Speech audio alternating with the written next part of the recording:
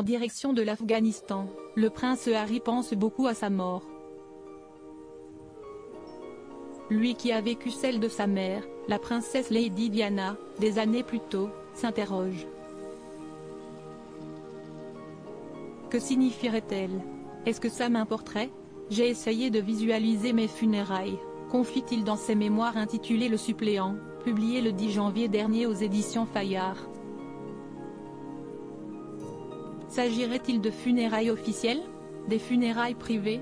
S'interroge-t-il pendant son vol. Mais très vite, le futur duc de Sussex pense à la presse et s'imagine les gros titres écrits sur son décès. Au revoir, Harry. Traqué depuis toujours par les tabloïds, il se dit, si je meurs en Afghanistan, je ne verrai plus ces gros titres mensongers, je ne lirai plus toutes ces affabulations honteuses me concernant. Lui qui, plus d'une fois, a fait la une des gros titres pour ses frasques se demande, quelle image laisserai-je derrière moi? Une image taillée pour l'histoire?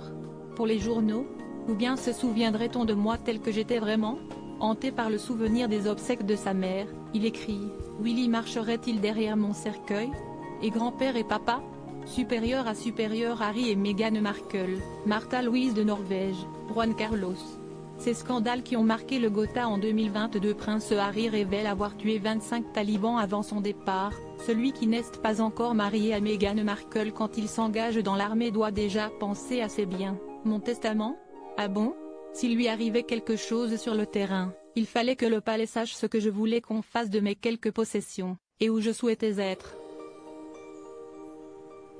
Inhumé.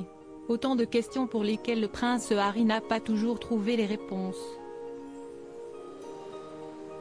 Et des années plus tard, il révèle dans ses mémoires avoir tué 25 personnes. Ce n'est pas un chiffre qui me remplit de satisfaction, mais il ne me gêne pas non plus, confesse le père d'Archie et Lilibet Diana dans ses mémoires. Je me suis donné pour objectif, dès le premier jour, de ne jamais me coucher en doutant que j'avais fait ce qu'il fallait, tirer sur des talibans et uniquement sur des talibans, sans civils à proximité, explique le prince Harry qui voulait rentrer au Royaume-Uni vivant, mais surtout avec sa conscience intacte en ayant tué des méchants avant qu'ils ne puissent à leur tour tuer des gentils. Crédit photo, Bac Gris du SA.